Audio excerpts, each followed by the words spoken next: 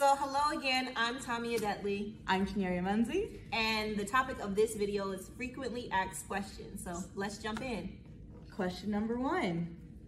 So many students want to know, what can they do now to start preparing for law school? We do get this question all the time, and honestly, not that go to sleep, like get some rest. Sleep. The first year of law school can be super tiring, but for real, if you're in college, I think definitely trying as hard as you can to get the best grades possible. That is something that law schools do care a lot about, but it's not the end all be all by any means. There's no specific classes that, at least in my opinion, anyone should take. No specific job you really need to do post-grad. It really is about, trying your best with the classes and the grades you have now, and then just continuing to get some professional experience, whether that's in your last year of colleges, you're interning, you're working for a professor, you want to work after college, really anything, but just try your best. That's it.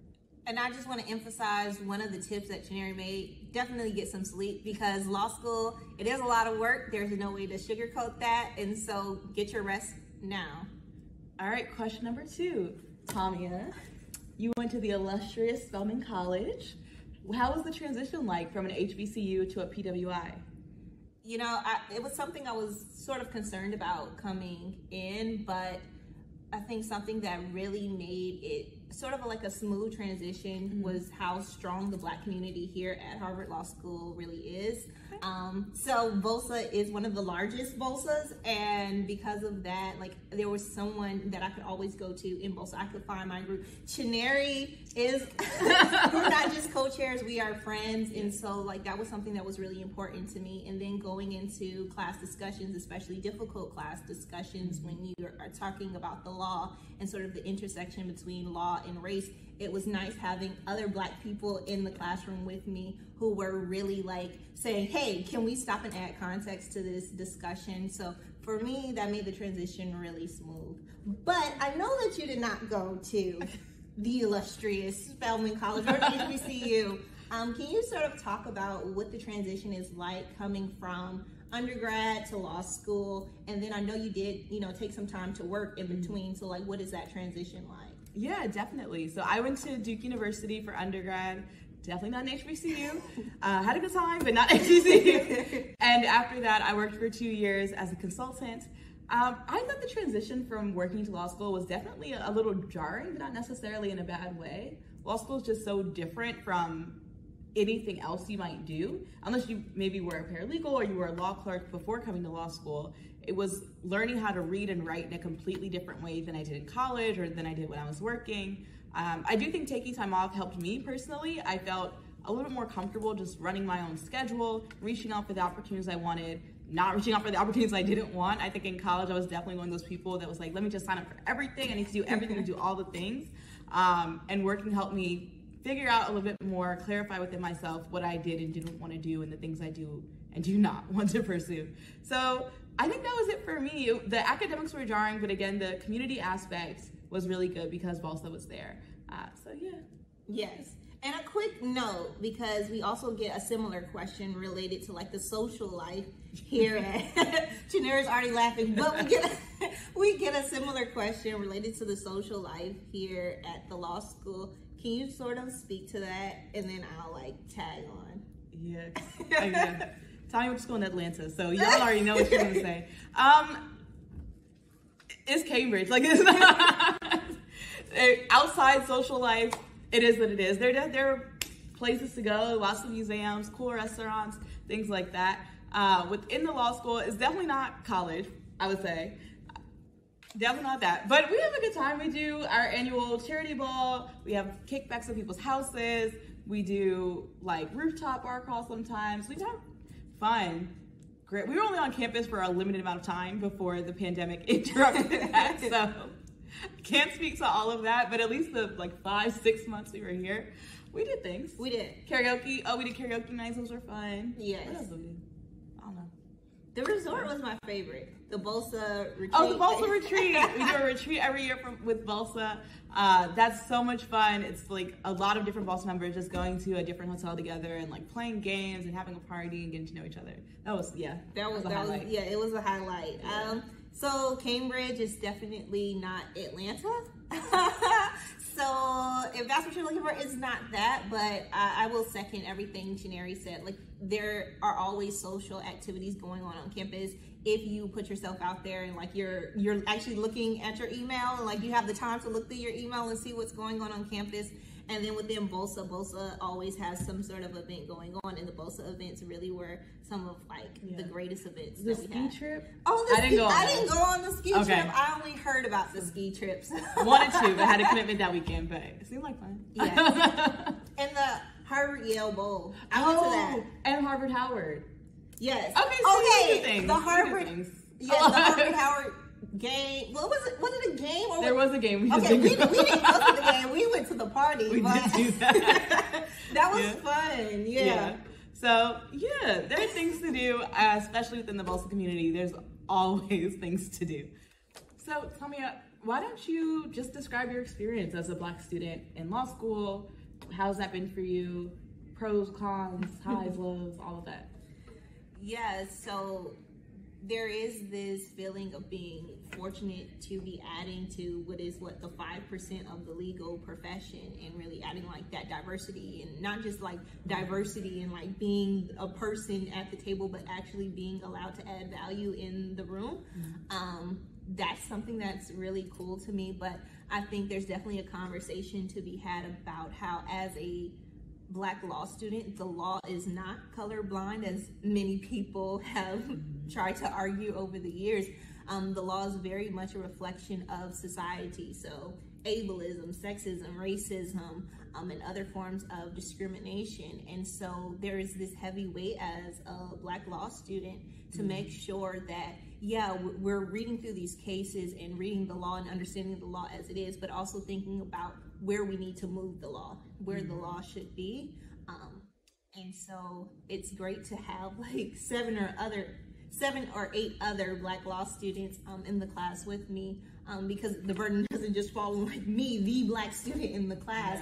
And then there are other people like allies in the classroom as well. And so I've really enjoyed class discussions, because the law really isn't just about the case that you see on the table. Like it has an implication beyond that specific case. Yeah, no, I definitely feel that. Tommy and I were in the same section, so I was one of the 7 other people in the room. But no, I mean, I think law school can oftentimes fall under this fallacy of neutrality that, it's just the law, it's just words on a page, and it's not. Like, that's kind of the whole thing about law school, it's not. And so I think definitely in the classroom, there are those moments, especially since our legal system depends so much on precedent and depends on, what was said in cases in the past. And some of those cases were written before people like you and I were even seen as human beings in the eyes of the law. Right. And there's nothing neutral about studying those cases or discussing those cases.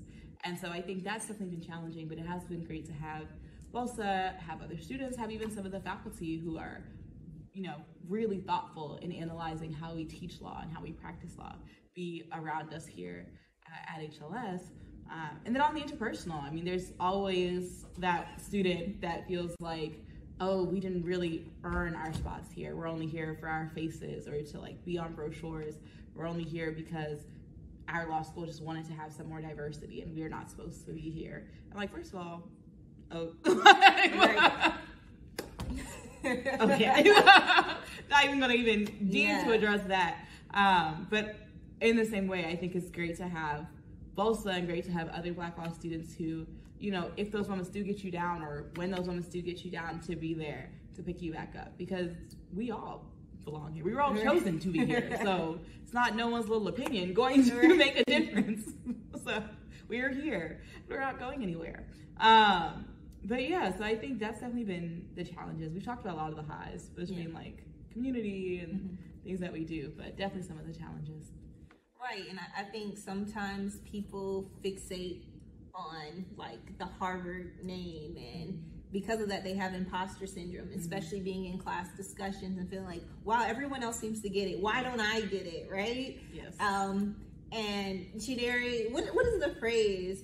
What do people say? Like, it's a difference between sounding like you know what you're talking about and knowing what you're talking about. And people get that real mixed up in law school. Right. And I think that, like, on the outside looking in, it is possible to feel like, oh man, they're gonna figure out like I just like slipped through. No, it was no clerical or like administrative error. Like you were chosen to be here. Exactly. And you know, it is the people who have attended this institution that make the institution what it is. And so if you were chosen to be here, it's because that people believe that you can add value not only to the law school but to the legal profession. Yes. And so rest in that, like knowing like you're supposed to be here. Why did you choose Harvard Law School?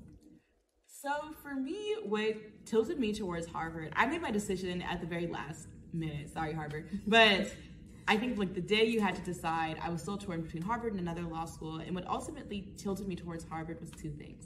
One really was BLSA. I remember coming to Admitted Students Weekend and just seeing the size and depth of the Black community here, how we had students from all sorts of different backgrounds and upbringings and cultures. And that was really important to me. That was really critical to me. And there were other law schools that I loved, genuinely loved, which is why I didn't decide until the last minute.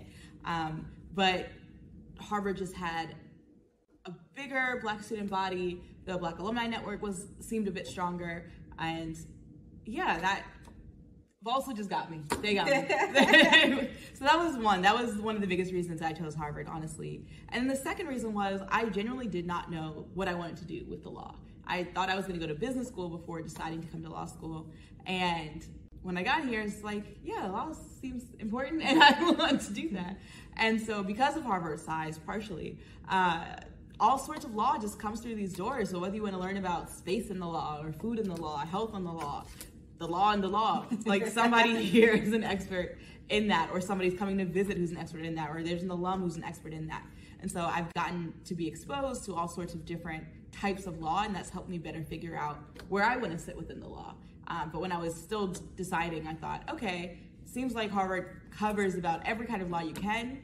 Probably a good place to go to figure things out. Yeah. Yeah.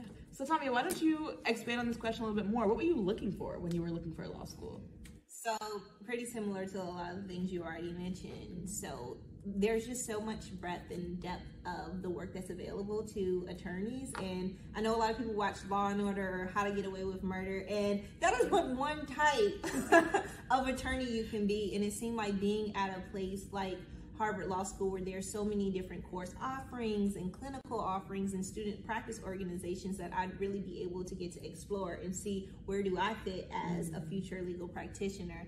And then, like you said, it was the really strong, large, both they're really incredible people, but they're also super down to earth. And that really made a difference to me, because I didn't want to be at a place where I felt like, oh, this is going to be super competitive every day. Like that's really draining. And the sense that I got from the BLSA community and other people at HLS is that it's more collaborative. Yeah. Like people are working together. People want to help you if you reach out and put yourself out there. And no matter what you want to do in the law, there's somebody at this institution that can like guide you to the right person. So we've answered a lot of questions so far, but you know, to close this out, can you think of 2 tips to give to prospective students when applying to law school? Yeah, definitely. I think my first tip is just don't count yourself out. If there's a law school that you want to go to, apply. That's none of that. Apply. You never know. It's a really complicated process, and so you just don't know what doors are going to be open to you, so don't close them yourself. That would be my first tip, my biggest tip. I think my second tip would be to really invest in the personal statement.